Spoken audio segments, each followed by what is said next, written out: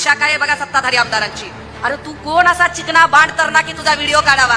ताई क्षमा करा, मला माहितीये तुम्हाला आवडत नाही, पण हे सांगितलं पाहिजे की तुम्ही लाडक्या बहीण होतात, तुमच्या विरोधात उमेदवार द्यायचा आणि तुमच्याच काय कमाल. आणि त्यांनीच पुन्हा लाडकी बहीण योजना म्हणायचं.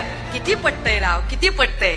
अरे जरा तरी नंबर 1 आंघोळ करायची, झॅक कपडे घालायचे, आपली आपली बायको सोबत घ्यायची, तिला बी झॅक साडी घालायला लावायची, 1 नंबर झोकात बाहेर पडायचं, ठेक्यात बूथ केंद्रावर जायचं, आयटीत तुतारीचं बटन दाबायचं, बाहेर यायचं आणि सांगायचं घड्याळीवाल्याला, ए घडी तुझी असली तरी टाइम आमचा आहे बरं का.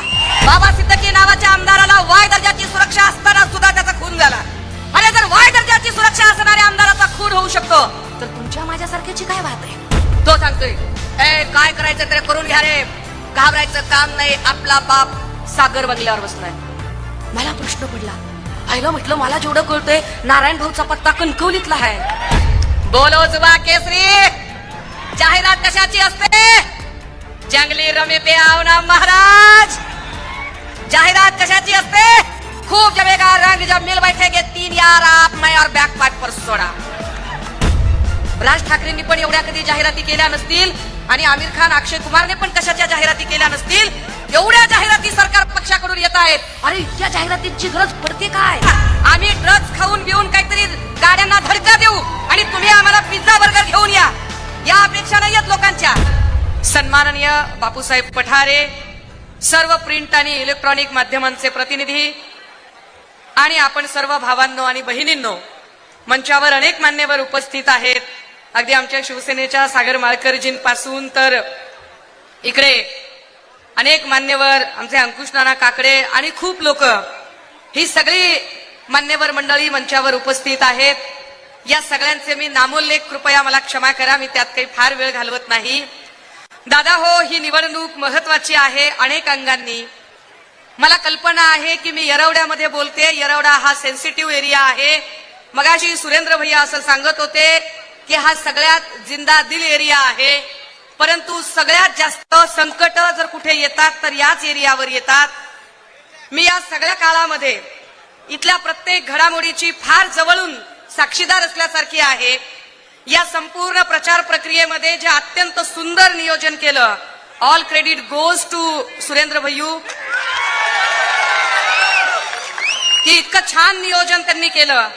मी सुप्रियाताईंना हे आवर्जून सांगितलं पाहिजे. मगाशी मी त्यांना ते सांगत होते की जेव्हा वडगाव शेरीच्या इलाक्यामध्ये पाऊस झाला, वस्त्यांमध्ये पाणी गेलं, अगदी लोकांच्या घरामध्ये पूर्ण पाणी झालेलं होतं. अशा काळामध्ये त्यांचं सकाळचं जेवण, संध्याकाळचं जेवण, रात्रीची निवासाची व्यवस्था, सकाळचा चहा नाश्ता, एवढंच नाही तर 5 वाजता स्नॅक्स म्हणून पुन्हा भेळ आणि पावभाजी, हे सगळी व्यवस्था ही सुरेंद्र भैयूने केली होती. आणि त्याला साक्षीदार मी स्वतः आहे, कारण मी प्रत्येक ठिकाणी ते सुपरवाइज करून बघत होते की काय शांतीनगरचा एरिया असेल किंवा इकडचा मधला भाग असेल, या प्रत्येक ठिकाणी म्हणजे पाप आमदारांनी करायचं, राडारोडा आमदारांनी टाकायचा. त्यांनी राडारोडा टाकल्यामुळे, त्यांनी रस्ते ब्लॉक केल्यामुळे इथे पूर परिस्थिती निर्माण होते. आणि पूर परिस्थिती निर्माण झाली की त्यांच्या मदतीला कुणी जायचं तर पठारे कुटुंबाने जायचं. हे फार विशेष आहे. दादा हो, ही निवडणूक मला फक्त एका सीटसाठी एवढ्यापुरतं मी बघत नाही. एक सीट निवडून आणायची आहे म्हणून मी या निवडणुकीकडे अजिबात बघत नाही. कारण इथे एक सीट निवडून आणायची असेल तर ती येणारच आहे, त्यात काही वाद नाही. मला याची कल्पना आहे की मी वडगाव शेरी भागात इकडे वास्तव्याला असताना काही लोकांना असं वाटलं की वडगाव शेरीतनं सुषमाताई उभ्या राहणार आहेत. मी अगदी खूप आधी सांगितलेलं होतं की मी तुमच्या कुठल्याही या सगळ्या प्रक्रियेचा भाग नाही, परंतु इथे उमेदवार कोण पडेल पुढे याची आम्हाला नक्की उत्सुकता होती. एक वेळ जगदीश मुळीक वगैरे उमेदवार असते तर कदाचित आम्हाला अजून थोडीशी कदाचित मेहनत घ्यावी लागली असती. मात्र समोरचा उमेदवार जर पोर्शे कार प्रकरणामध्ये धावून जाणारा, गुन्हेगारांची मदत करणारा असेल, गुन्हेगाराच्या मदतीवरून आठवलं तुम्हाला एक सहज म्हणून सांगते. साधारण 4 वर्षापूर्वीचा किस्सा आहे. 4 वर्षापूर्वी आमचा एक प्रदीप चामनर म्हणून माझ्या भावाचा मित्र होता, छोट्या भावाचा मित्र. काहीतरी झालं आणि त्याने तिकडे पिंपरीकडे आत्महत्या केली. त्याची डेड बॉडी समोर, मी प्रचंड टेन्शन मध्ये, आम्हाला डेड बॉडी घेऊन गावाकडे जायचंय. आणि अशा सगळ्या परिस्थितीमध्ये आमची एवढी माफक अपेक्षा आहे की या डेड बॉडीचं पोस्टमार्टम झालं पाहिजे आणि आम्हाला अँब्युलन्स मिळाली पाहिजे. शेवटी अपेक्षा आहे. काही केल्याने पोस्टमार्टम होत नव्हतं.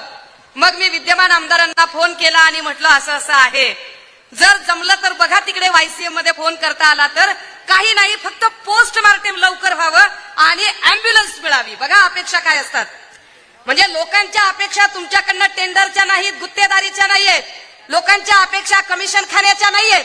लोकांच्या अपेक्षा आम्ही ड्रग्ज खाऊन बिऊन काहीतरी गाड्यांना धडका देऊ आणि तुम्ही आम्हाला पिझ्झा बर्गर घेऊन या, या अपेक्षा नाहीयेत लोकांच्या. अपेक्षा साधी की तुम्ही आम्हाला एक अँब्युलन्स बघून द्यावी. मला विद्यमान आमदाराने सांगितलं, ताई म्हणे मी कसं काय बोलू शकतो म्हणे, मी काय त्या भागाचा आमदार आहे का. म्हटलं असेल बाबा. मग आता दिवंगत अशोक शिलवंत आपल्यात हयात नाही. मी अशोक शिलवंतांना फोन केला, ते म्हणाले ताई आमदार करू शकत नाही तर मी कसं काय करू शकतो. आणि मग त्यानंतर चंद्रकांताताई सोनकांबळे यांना मी फोन केला. चंद्रकांताताई म्हणाल्या, अहो तुम्ही इतका वेळ का बरं थांबलात. आणि विदिन म्हणजे 1 ते 1.5 तासात त्यांनी ती सगळी प्रक्रिया. मुद्दा हा आहे की त्या दुःखाच्या प्रसंगी आमच्या सोबत आमदार ज्या पद्धतीने वागला, ही गोष्ट मी 4 वर्षापासून इतकी लक्षात आहे माझ्या की जर हा माणूस माझ्याबद्दल अशा पद्धतीने वागू शकतो तर सर्वसामान्य नागरिकांचे तर फोन उचलत दूर, मग त्यांच्याकडे तर काही बघायचंच काही कारण नाही. दादा हो, इथे पोर्शे कारचं प्रकरण आपल्या डोळ्यासमोर झालं. काय प्रकरण होतं. गाडी भरधाव वेगाने आली, गाडीने धडक दिली, 2 माणसं मरून गेली. अख्खी यंत्रणा कशा पद्धतीने वळवली गेली, त्या यंत्रणेचं काय झालं आपण सगळ्यांनी बघितलं. ज्या आमदाराला एका ठिकाणी कुठे वेळ नाही साधा अँब्युलन्स साठी फोन करायला, तो आमदार अचानक सांगायला लागला की नाही माझं पत्र कुणीही वापरतं, शाळेच्या प्रवेशासाठी सुद्धा मी पत्र देतो. अरे काय दादा, अरे आम्ही काय धोत्रावर इन करतो का डोसक्याला गोड तेल लावतो. हा, आम्हाला एवढं साधं कळत नाही होय की शाळेच्या ऍडमिशनला कोणतं पत्र देता तुम्ही आणि तिथे ससून मध्ये कोणतं पत्र देता. Sassoon hospital, hotel lemon tree, जिथे ललित पाटील ये जा करतोय, ज्या ससून मध्ये ड्रग्ज पेडलर थांबलेले आहेत आणि तिथपासून एक्साईजचं ऑफिस अंतर किती आहे जरा गुगल मॅप नीट चेक करून बघा. ब्रह्मा बिल्डरचा काय संबंध येतो या सगळ्या प्रक्रियेमध्ये हेही जरा बघा. दादा हो, जर यांच्या आमदारक्या या आमच्या मुळावर येत असतील आणि गाड्यात चिरडून जर गोरगरिबांना मारत असतील तर अशा माणसांना आम्ही आमदार करायचं की अजून काय करायचं, डिसिजन इज युअर्स, तुम्ही ठरवायचं. मला या सगळ्यांमध्ये अजिबात पडायचं नाही. माझ्यासाठी ही निवडणूक याच्याही पेक्षा खूप वरच्या पातळीची आहे. मी या निवडणुकीकडे इतक्या छोट्या हेतूसाठी बघतच नाही. या निवडणुकीकडे बघताना मला सगळ्यात महत्वाची गोष्ट जाणवते ती म्हणजे आमच्या महाराष्ट्रातल्या लेकीबाळींच्या सुरक्षिततेचं काय झालं. आमच्या महाराष्ट्राच्या लेकीबाळींच्या सुरक्षिततेबद्दल रोज टीव्हीवर जाहिराती येत आहेत. राज ठाकरेंनी पण एवढ्या कधी जाहिराती केल्या नसतील आणि आमिर खान, अक्षय कुमारने पण कशाच्या जाहिराती केल्या नसतील. एवढ्या जाहिराती सरकार पक्षाकडून येत आहेत. अरे इतक्या जाहिरातींची गरज पडते काय. तुम्ही विचार करा दादा हो, तुम्ही नेटफ्लिक्स बघता, तुम्ही अमेझॉन बघता, तुम्ही मोबाईल स्क्रोल करता. तुम्ही जेव्हा मोबाईल स्क्रोल करता तेव्हा त्या मोबाईलवर जाहिरात तुम्हाला कधी चांगलं पुस्तक वाचनाची येते का, दुधा तुपाची येते का, व्यायामाची येते का, सत्संगाची येते का, कीर्तनाची येते का. जाहिरात यापैकी कशाचीही येत नाही. जाहिरात कशाची येते, बोलो जुबा केसरी. जाहिरात कशाची असते, जंगली रमी पे आओ ना महाराज. जाहिरात कशाची असते, खूब जमेगा रंग जब मिल बैठेगे 3 यार आप मैं और बैक पाइप पर सोडा. जाहिरात वाईट गोष्टींची असते. सरकार प्रचंड जाहिरातींचा रतीब लावत आहे कारण ते वाईट विचारांचे लोक आहेत. त्यांना लोकांच्या कल्याणाच्या प्रश्नांशी देणं घेणंच नाहीये. माय बापाच्या इमानदारीनं या येरवड्यात राहणाऱ्या सगळ्या आपण सगळी मायक्रो मायनॉरिटीतली माणसं आहोत. मराठा, साळी, माळी, कोळी, तेली, तांबोळी, आतार, बागवान, सुतार, लोहार, कुंभार, आराधी, भराडी, गोंधळी, सिक्कलगार, माकडवाले, अस्वलवाले, दरवेशी, बेरड, बेस्तर, रामोशी, बेलदार, कंजार भाट, आपण सगळी 18 पगड जातीची माणसं, कष्टकरी माणसं. दादा हो, कालपर्यंत आपण सगळी माणसं गुड्या गोविंदानं नांदत होतो. कालपर्यंत आपल्यामध्ये कुठला वाद नव्हता. पण हा वाद निर्माण करायचं पाप केलं ते इथल्या सरकारनं. हे इलेक्शन का महत्वाचं वाटतं, लॉ अँड ऑर्डर नावाची गोष्टच इथं शिल्लक नाहीये. आम्ही पोलिसांकडून अपेक्षा कुठल्या करायच्या?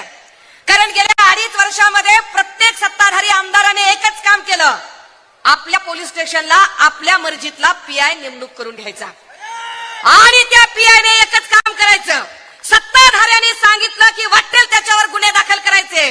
प्रश्न विचारायला गेलं की 353 तो आम बात है. 353, 354, 307, 384 लगेच केसेस टाकून घ्यायच्या.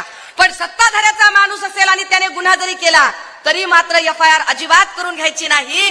दादा हो, तुम्ही विचार करा, काल परवापर्यंत साधारण 10 वर्षापूर्वीपर्यंतची परिस्थिती काय होती. एखाद्याचा खून जरी करायचा असेल कुणाला तर कधीतरी कुठेतरी कुणी निर्जन ठिकाणी एकमेकांना सुपाऱ्या देत असतील, मारहाण करत असतील. पण आता परिस्थिती काय आहे? फेसबुक लाईव्ह करून मारतात. फेसबुक लाईव्ह करून. परिस्थिती काय आहे? पोलीस स्टेशन मध्ये एकमेकांना गोळ्या घालतात. परिस्थिती काय आहे? बाबा सिद्दकी नावाच्या आमदाराला वाय दर्जाची सुरक्षा असताना सुद्धा त्याचा खून झाला. आणि जर वाय दर्जाची सुरक्षा असणाऱ्या आमदाराचा खून होऊ शकतो तर तुमच्या माझ्यासारख्याची काय बात आहे? लॉ अँड ऑर्डर गेला कुठे? पोलिसांची काय आहे दादा? पण पोलिसांचा धाकच नाही का? पोलिसांचा धाक असेल ती कोकणातली चिल्लर 4 आणि 12 त्यांना तिकडून यायचं. यांची बार्किंग ब्रिगेड आहे. काय आचारसंहितेचे कॅमेरे लागायचे ते लागू देत. काल सदाखोत काहीतरी बोलला. ही सगळी बार्किंग ब्रिगेड आहे. या बार्किंग ब्रिगेडला फडणवीसांनी याच कामासाठी ठेवलेला आहे. तो सांगतो कोकणातनं येऊन, तो सांगतोय काय करायचं तरी करून घ्या रे, घाबरायचं काम नाही, आपला बाप सागर बंगल्यावर बसलाय. मला प्रश्न पडला, आईला म्हटलं मला जेवढं कळतंय नारायण भाऊचा पत्ता कणकवलीतला आहे. नारायण भाऊ सागर बंगल्यावर कधीपासून गेलं असेल? परत माहिती काढली तर नाही म्हणले ते तिकडच आहे म्हणले, इकडं तर देवेंद्र भाऊ आहे. बापाला विसरणारी माणसं ही ह्यांच्याकडून. आणि त्यानं पुन्हा पोलिसांना धाक द्यायचा आणि सांगायचं, अय पोलिस हो, काय रेकॉर्ड करता, काय रेकॉर्ड करता, काय व्हिडिओ काढून आपल्या बायकोला दाखवणार आहात का? भाषा काय आहे बघा सत्ताधारी आमदारांची. अरे तू कोण असा चिकना बाण तरणा की तुझा व्हिडिओ काढावा? हा सुरू झाला म्हणता म्हणता संपणारा तुझा व्हिडिओ काढायचा का? पण या लोकांनी लॉ अँड ऑर्डरचा धाक कमी केला. या लोकांनी लॉ अँड ऑर्डर बिघडून टाकली. या लोकांनी पोलिसांचा धाक संपवून टाकला. परिणाम देशामध्ये, राज्यामध्ये आज काय परिस्थिती आहे बघा. दादा हो, जातींचं राजकारण तर सोडा, यांनी महापुरुषांना सुद्धा सोडलं नाही. महापुरुषांचं राजकारण करतात. काय गलिच्छ लोक आहेत. एकनाथ शिंदेंनी जायचं आणि छत्रपती शिवरायांच्या पायाशी जाऊन खोटी शपथ घ्यायची. देवेंद्रजींचं अजून काहीतरी वेगळंच चालू. काल देवेंद्र फडणवीस असं म्हणाले की राहुल गांधी हे अर्बन नक्सली लोकांना सोबत घेऊन फिरतात कारण लाल रंग हा अर्बनी नक्सलीचा आहे. माझ्या हातात लाल रंगाची प्रत आहे. ही भारतीय संविधानाची प्रत आहे. या देशामध्ये राहावे कसे, बोलावे कसे, चालावे कसे, शिकावे कसे, घर कसे घ्यावे, नोकरी कशी करावी, इन्शुरन्स कसा करावा, आरक्षण कसे मागावे, प्रमोशन कसे मागावे, जगावे कसे, मरावे कसे, पुरावे कसे, याचा कायदा ज्याच्यात लिहिला गेला ते संविधान आहे. तुम्ही या संविधानाला म्हणता नक्सलवादी? देवेंद्र फडणवीसांनी या संविधानाला नक्सलवादी म्हणणं म्हणजे हा फक्त संविधानाचा अपमान नाही, आमच्या काळीज कप्प्यात राहणाऱ्या विश्वरत्न डॉक्टर बाबासाहेब आंबेडकरांचा अपमान. तुम्हाला हा संविधान घेणारा माणूस नक्सलवादी वाटतो? तर फडणवीस साहेब, होय आम्ही नक्सलवादी आहोत. या देशातला संविधानावर प्रेम करणारा प्रत्येक माणूस नक्सलवादी आहे. जर तुम्ही संविधान घेणाऱ्याला नक्सलवादी म्हणत असाल, काय देवेंद्रजींना एवढी साधी गोष्ट कळत नाही? पण हे जाणीवपूर्वक अवमान करतात. हे जाणीवपूर्वक महापुरुषांची अवहेलना करतात. दादा हो, येरवडा आंबेडकरी चळवळीचा गड आहे. आपल्याला कायम त्यांनी इमोशनल केलं. विचार करा, नरेंद्र मोदींनी याच मुंबईमध्ये येऊन त्या हिंदू मिल मध्ये मोठं मोठं भाषण देत सांगितलं होतं की आम्ही डॉक्टर बाबासाहेब आंबेडकरांचं स्मारक उभे करणार आहोत. कुठं गेलं ते स्मारक? साधी वीट सुद्धा त्याच्यावर रचली नाही. काय झालं त्या स्मारकाचं? त्यावर ते चकार शब्द बोलायला तयार होत नाहीत. जाती जातीत मात्र भांडणं लावतात, खोटं बोलतात, महापुरुषांचा अवमान करतात. या सगळ्यांमध्ये सन्मान्य बाळासाहेब थोरात, काँग्रेसचे ज्येष्ठ नेते, महाविकास आघाडीचे नेते यांचं इथे आगमन झालेलं आहे. दादा हो, मी फक्त 2 महत्वाचे मुद्दे मांडणार आहे आणि थांबणार आहे. त्यातला एक महत्वाचा मुद्दा तुम्ही सगळी जी थांबलेली माणसं आहात ती मूळ पुण्यातली नाहीत. तुम्ही सगळी कष्ट करणारी माणसं आहात, गाव खेड्यातून आलात आणि इथं स्थायिक आलात. तुमच्यापैकी असंख्य लोक मराठवाड्यातले लोक आहेत, विदर्भातले लोक आहेत. मराठवाडा आणि विदर्भातल्या लोकांना माहित असेल की आपल्याकडे लग्नातल्या हुंडा पद्धती आहेत. माय मावल्या हो, नीट विचार करा, आपापल्या अंतकरणावर हात ठेवून विचार करा काय परिस्थिती आहे ती. दादा हो, तुम्ही तुमच्या बहिणींची लग्न लावून दिली. ती लग्न लावण्यासाठी तुम्ही 5-5, 10-10 लाख रुपये खर्च केले. काहींनी वावरं विकली, गहाण टाकली, काहींनी व्याज व्यवहार केला, पण बहिणीचं लग्न लावून दिलं का नाही? सगळ्यांनी बहिणीची लग्न लावून दिली. ज्याने ज्याने आपल्या बहिणीचं लग्न लावून दिलं, बहिणीचं लग्न लावत असताना रुखवता तिकडे मिक्सर ठेवला, कुकर ठेवला, टीव्ही ठेवला, सोफा ठेवला, खुर्ची ठेवली. ह्या सगळ्यांच्या सोबत बॅनर लावला का भावानं? लाडक्या बहिणीच्या लग्नाला 10 लाख रुपये खर्च केले, लावला का बॅनर? नाही लावला. हा दादा हो, कधीतरी तुम्ही तुमच्या बहिणीकडे भेटायला गेलात, बहिणीनं सांगितलं अरे तुझ्या दाजीची लय गळगळ चालली, भाच्याला आजारी पडलाय, दाजीला काही काम धंदा नाही. तुम्ही नकळतपणे बहिणीच्या हातात 10-5 हजार असेच ठेवले, गुपचूप ठेवले. तुम्ही बस स्टँडला येऊन बॅनर लावला का? नाही लावला. का लावला नाही? कारण तुम्हाला बहिणीच्या नात्याचा आभ कळतो, कारण तुम्हाला बहिणीच्या नात्याची मर्यादा कळते, सन्मान कळतो. बहिणीच्या गरिबीची तुम्ही कधी थट्टा उडवत नाही. मग हे कोण बदमाश आहेत? हे कोण बदमाश आहे जे 1500 टिकल्यासाठी 20-20 लाखाचे बॅनर लावतात? हे कोण बदमाश आहे जे बहिणीच्या नात्याची टिंगल उडवतात? आणि वरून बरं सांगायचं कुणी? एका नेत्याने सांगितलं की मी लाडकी बहीण योजना जाहीर करतोय. ताई क्षमा करा, मला माहितीये तुम्हाला आवडत नाही, पण हे सांगितलं पाहिजे की तुम्ही लाडक्या बहीण होतात, तुमच्या विरोधात उमेदवार द्यायचा आणि तुमच्याच काय कमाल. आणि त्यांनीच पुन्हा लाडकी बहीण योजना म्हणायचं. किती पटतंय राव, किती पटतंय. अरे जरा तरी म्हणजे लोक इतके काही गजनी वगैरे झालेले नसतात, लोकांच्या लक्षात असतं की तुम्ही काय करताय आणि काय नाही. पण माय मावल्या हो, नीट विचार करायचा. काय आम्हाला 1500 टिकल्यांची गरज आहे की सुरक्षिततेची गरज आहे? हिंजवडीमध्ये 8व्या मजल्यावरून 70 वर्षाच्या आजीला 6व्या मजल्यावर फरफटत आणून बलात्कार केला जातो. बदलापूरमध्ये 3 वर्षाच्या बाळावर बलात्कार होतो. जिथं 70 वर्षाची आजी सुरक्षित नाही आणि 3 वर्षाचं बाळही सुरक्षित नाही, अशा ठिकाणी आम्ही महिलांनी मोकळा श्वास कसा घ्यायचा? महाविकास आघाडीने सत्तेत आल्यावरचा एक महत्वाची गोष्ट सांगितली. महाविकास आघाडीने स्पष्टपणे सांगितलं की आम्ही बहिणीच्या नात्याची टिंगल करणार नाही. पण महाविकास आघाडी सत्तेत आल्यानंतर इथल्या प्रत्येक ग्रहलक्ष्मीला, महालक्ष्मीला महिना 3000 रुपये दिला जाईल आणि सोबतच या मायमावल्यांच्या सुरक्षिततेची काळजी घेतली जाईल. दादा हो, ही सगळी तरणी बांड पोरं काय यांच्या नोकरीची अवस्था झाली? भारती असेल, सारथी असेल, महाज्योती असेल, भरती कोण करतंय? तर भरती करणारे कुणीतरी ठेकेदार. ठेकेदारी कुणाच्या हातात? तर बीव्हीजी क्रिस्टल कंपनी कुणाची? प्रसाद लाडची. प्रसाद लाड कुणाचे? देवेंद्र फडणवीसांचे. देवेंद्र फडणवीस कुणाचे? भारतीय जनता पार्टीचे. भाजपा कुणाची? अदानी अंबानीची. आणि मग गरीबाचं कोण आहे? गरीबाचा विचार सांगू शकतात सन्माननीय पक्षप्रमुख उद्धव बाळासाहेब ठाकरे आणि या महाराष्ट्राचं जाणतं नेतृत्व आदरणीय शरदचंद्रजी पवार साहेब, जो सामान्य लोकांचा प्रश्न मांडू शकतील आणि सामान्य माणसांचा विचार सांगू शकतील. मगाशी बापूसाहेब पठारे जे बोलत होते की आमचं ऑफिस 24 तास उघडं असतं, हे बोलण्यासाठी नाही, याचा अनुभव मी कित्येक वेळा घेतला.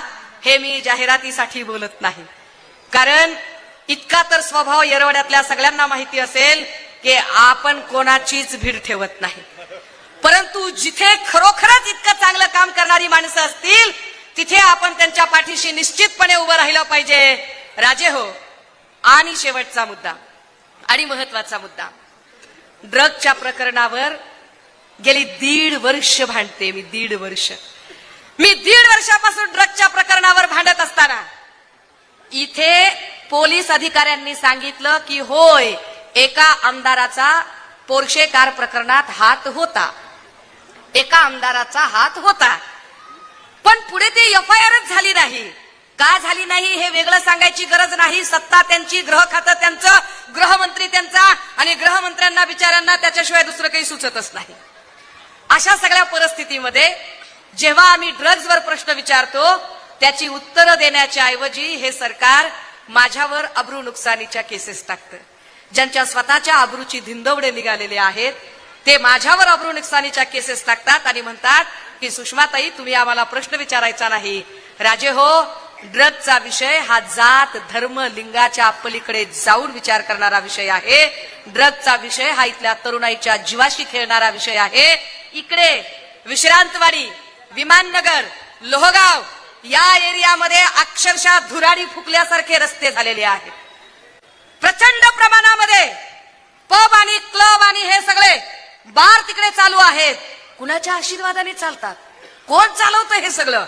काय आमची तरुणाई जाणीवपूर्वक त्यांना व्यसनामध्येच घालायची आहे का? मला असं वाटतं की याही सगळ्या गोष्टींचा विचार आपल्याकडून झाला पाहिजे. आणि महत्वाचं काय, माया हो, तुम्ही बाजारात जाता, तुम्ही एखादी साडी घेता, एखादा ड्रेस घेता, घरी आणता, तुम्हाला पटत नाही, परत जाता, घेतो का दुकानदार परत? काय म्हणतो? एकदा विकलेला माल परत घेतला जाणार नाही. जर विकलेला माल परत घेतला जाणार नाही तर विकलेला आमदार परत कसा निवडून द्यावा? साधं गणित. आपल्याला काही लय बोलायचं नाही, आपल्याला काही लय जास्त सांगायचं नाही. आपल्याला एवढंच कळतंय की आता ही निवडणूक ही गद्दारी विरुद्ध खुद्दारीची निवडणूक आहे. ही निवडणूक याहीसाठी, माझ्यासाठी फक्त एका आमदारकीची सीट म्हणून नाही, तर माझ्यासाठी या राज्यातले नाही तर या देशातला शतकोत्तर नेता म्हणून, या देशातला शतकोत्तर नेता म्हणून वर्ष 84 वर्ष वयाचा एक योद्धा जेव्हा लढत असतो आणि त्याच्या पुढे क्षमता नसलेले सदाखोत, पडळकर, राणे, चंगूर भंगूर लोक जेव्हा बोलतात तेव्हा आमच्यासाठी हा अस्मितेचा विषय ठरतो की आमची अस्मिता म्हणून आम्ही पवार साहेबांच्या पाठीशी ताकदीनं उभं राहिलं पाहिजे. हा आमच्यासाठी अस्मितेचा प्रश्न ठरतो की कोरोना काळामध्ये तुमच्या माझ्या जीवाची काळजी ज्या पक्षप्रमुख उद्धव साहेबांनी घेतली, जर त्यांच्यासोबत विश्वासघात होत असेल तर त्यांच्यासोबत उभं राहणं हा आमच्या अस्मितेचा आणि आमच्या इमानदारीचा प्रश्न निर्माण होतो. आणि म्हणून येणाऱ्या 20 तारखेला, किती नंबरला भैया? 2 नंबरला, नीट लक्षात ठेवायचे, 2 नंबरला ईव्हीएम मशीनवर 2 नंबरला 20 तारखेला सकाळी झोपेतून उठायचं, अजिबात कुणाची वाट बघायची नाही. मला माहितीये सुरेंद्र भैया नियोजन करेल, तरी सुद्धा अजिबात वाट बघायची नाही. नंबर 1 आंघोळ करायची, झॅक कपडे घालायचे, आपली आपली बायको सोबत घ्यायची, तिला बी झॅक साडी घालायला लावायची, 1 नंबर झोकात बाहेर पडायचं, ठेक्यात बूथ केंद्रावर जायचं, आयटीत तुतारीचं बटन दाबायचं, बाहेर यायचं आणि सांगायचं घड्याळीवाल्याला, ऐ घडी तुझी असली तरी टाईम आमचा आहे बर का, टाईम आमचा आहे. आणि आयटीत सांगायचं तुतारीला दिला रे, तुतारीला, तुतारीला, तुतारीला दिला, तुतारीला. एका आवाजात ताकदीने चला आवाज लावूया, राम कृष्ण हरी, अरे राम कृष्ण हरी. तुम्हाला माहित आहे माफी बिपी काय मागत नाही, थांबते. जय हिंद, जय महाराष्ट्र. एका वेगळ्या व्यक्तीसाठी आम्ही तेव्हा तिकीट मागितली होती. असं काही होईल असं कोणाच्या ध्यानी मनी आलं नव्हतं. ज्यांच्या एबी फॉर्मवर शरद पवारांची सही आहे, म्हणजे मागच्या वेळीचं तिकीट हे शरद पवारांच्या सहीवर मिळालं, त्या व्यक्तीने काय केलं हे तुम्हाला सगळ्यांनाच माहिती आहे. पण सगळ्यात आश्चर्याची गोष्ट अशी आहे की ज्या व्यक्तीने ज्या पोर्श गाडीचा उल्लेख सुषमाताई तुम्ही केला, तुम्ही त्याच्यासाठी लढला, हे याच्याबद्दल माझा सार्थ अभिमान आहे तुमच्याबद्दल. कारण सुषमाताई पोलीस स्टेशनला जाऊन बसल्या, त्या अन्यायाच्या विरोधात रवींद्र दंगेकरजी आणि सुषमाताईंनी रोज आवाज उठवला.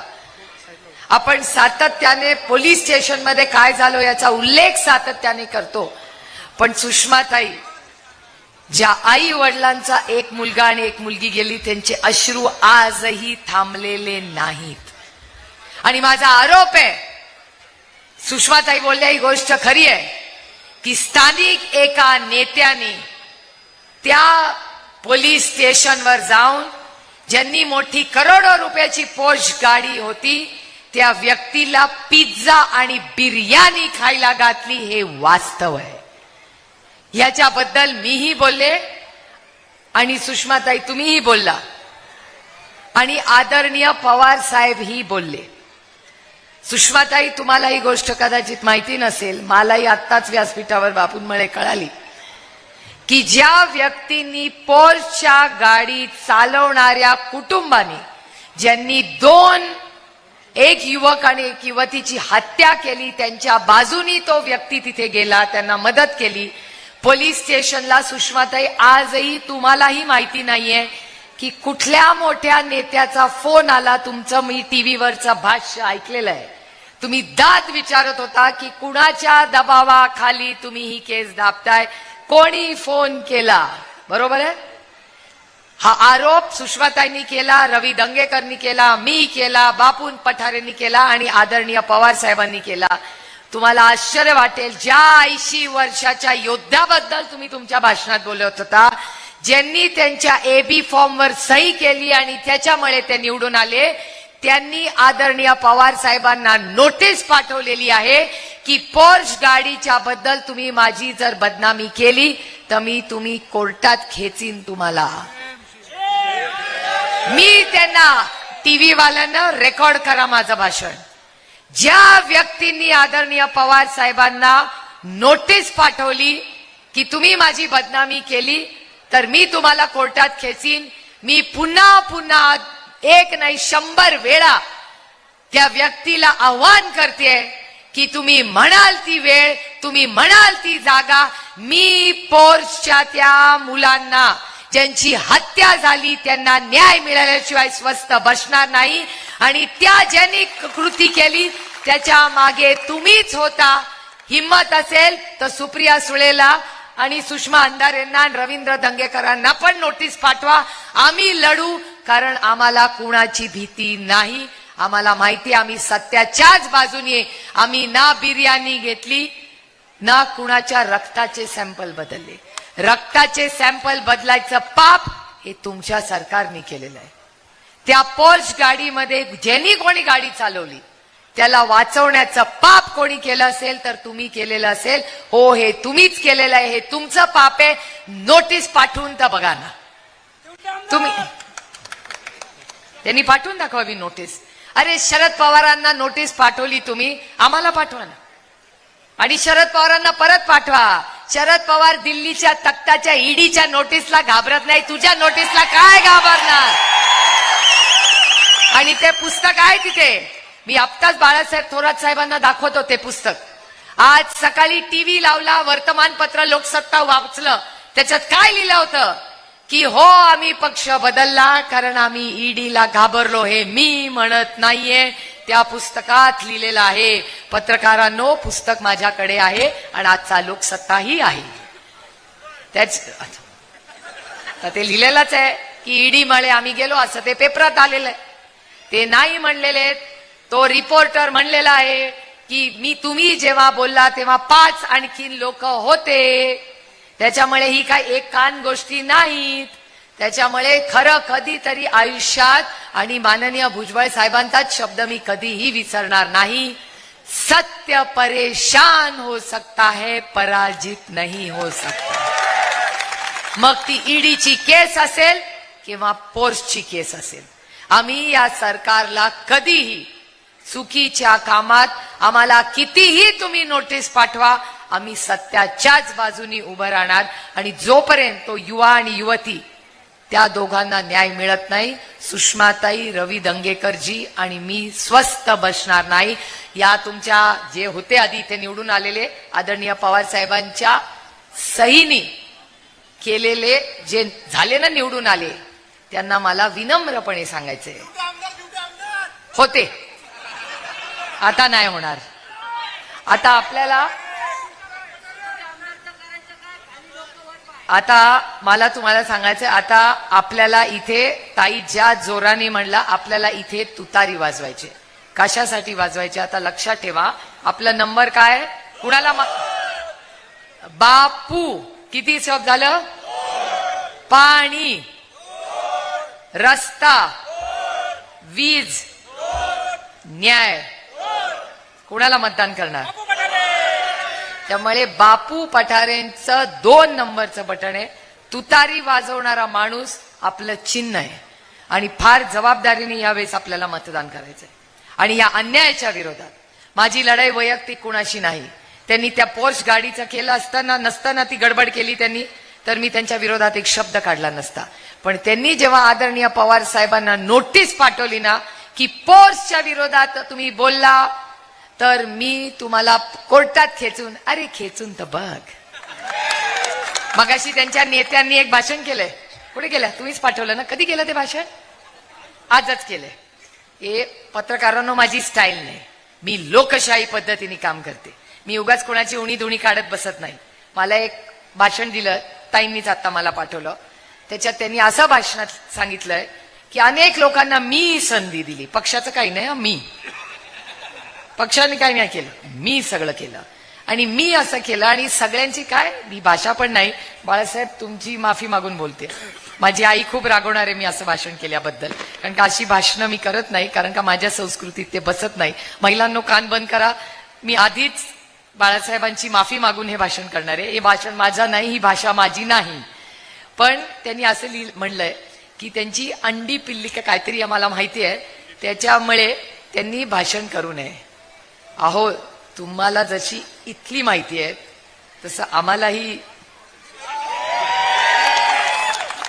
त्याच्यामुळे जुनं काही काढू नका.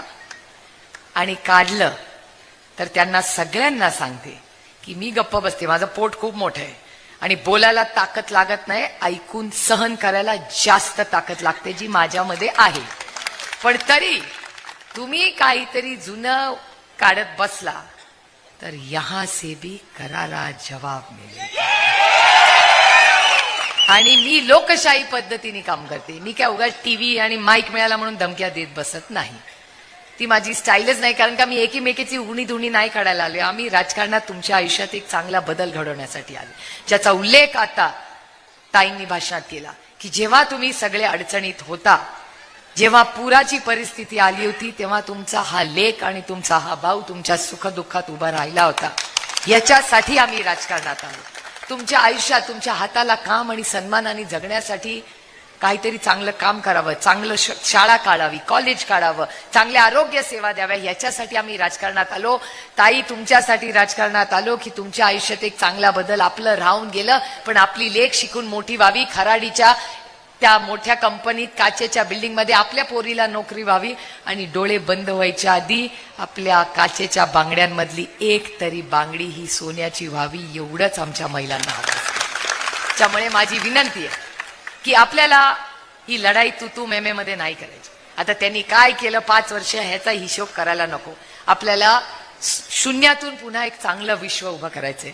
म्हणून आपण पांडुरंगाचं नाव घेऊन रामकृष्ण हरी म्हणून नवीन कामाला उमेदीने लागलेलो आहोत. त्यामुळे बापू माझ्या तुमच्याकडून फार अपेक्षा आहेत. आणि बापू निवडून आल्यावर तुम्ही मला एक शब्द द्यायचा आहे की तुम्ही आमदार झाल्यावर, आपलं सरकार आल्यावर त्याच्यात कॅबिनेट मंत्री म्हणून आपले ज्येष्ठ मार्गदर्शक असतीलच. आता बापूंचं नाही बोलत आहे मी.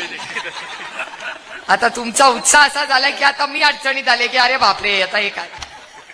आपल्याला मार्गदर्शन करायला बाळासाहेब असतीलच, पण बापू तुम्ही मला एक शब्द द्यायचा आहे की ह्या तुमच्या मतदारसंघात पुढच्या 5 वर्षात कधीही कुठलाही ऍक्सिडेंट झाला तर तुम्ही पोलीस स्टेशनला जाणार नाही, तुम्ही हॉस्पिटलमध्ये जाऊन त्या गरीब माणसाला मदत कराल. हा शब्द तुम्ही मला द्या. स्वतंत्र मराठवाड्याची मागणी होत आहे, या मागील त्यांनी विरोध केला आहे. काही लोक स्वतंत्र मराठवाडा मागणी करत आहेत, त्यांची मागणी पूर्ण होणार नाही, ही भाजपची पिलावळ आहेत. ठाकरे गटाच्या उपनेत्या सुषमा अंधारे यांचा शिवसेना प्रमुख बाळासाहेब ठाकरे यांच्यावर टीका करतानाचा एक व्हिडिओ भाजप नेते नितेश राणे यांनी ट्विट केला होता. बाळासाहेबांवर थिल्लरपणे टीका करणाऱ्यांच्या हातात शिवबंधन, सांगा कोणी केली गद्दारी, असा सवाल नितेश राणे यांनी उपस्थित केला होता. नितेश राणे यांचं हे ट्विट व्हायरल झाल्यामुळे सुषमा अंधारे प्रचंड संतापल्या असून त्यांनी थेट निलेश राणे आणि नितेश राणे यांचे संस्कारच बाहेर काढलेत. सुषमा अंधारे यांनी यावेळी उपमुख्यमंत्री देवेंद्र फडणवीस आणि भाजपवरही जोरदार हल्ला चढवला. गृहमंत्री म्हणून देवेंद्र फडणवीस कुचकामी आहेत. ते गृहमंत्र्यासारखे वागत नाहीत, एकाच पक्षाचे असल्यासारखे वागतात. एकीकडे महिलांना फक्त धक्का लागल्याने गुन्हा दाखल होतो, मात्र काही लोक महिलांचा अपमान करूनही गुन्हा दाखल होत नाही, असा आरोप त्यांनी यावेळी केलाय. सगळी खाते फडणवीस यांच्याकडे आहेत, याचा अर्थ भाजपच्या इतर लोकांना अक्कल नाही का, असा सवाल करताना देवेंद्र फडणवीस सत्ता पिसासू आहेत का, असा सवालही त्यांनी केलाय. काही लोक स्वतंत्र मराठवाडा मागणी करत आहेत, त्यांची मागणी पूर्ण होणार नाही, ही भाजपची पिल्लावळ आहेत, अशी टीका त्यांनी केली आहे. यावेळी त्यांनी कृषी मंत्री अब्दुल सत्तार यांच्यावरही जोरदार टीका केली. अब्दुल सत्तार प्रचंड खोटं बोलतात, त्यांचं इमान कोणत्याच पक्षासोबत नाही आणि स्वतःचा मतदारसंघात असंस्कृतपणाचा कळस गाठला आहे, असा हल्लाबोलही त्यांनी केलाय. आता यावर तुम्हाला काय वाटतं, तुमचं मत कमेंट बॉक्समध्ये लिहायला अजिबात विसरू नका. व्हिडिओ आवडला असेल तर जास्तीत जास्त शेअर करा आणि आतापर्यंत मराठी जनता आपण आपल्या या चॅनलला सबस्क्राईब जर केलेलं नसेल तर चॅनलला सबस्क्राईब करा.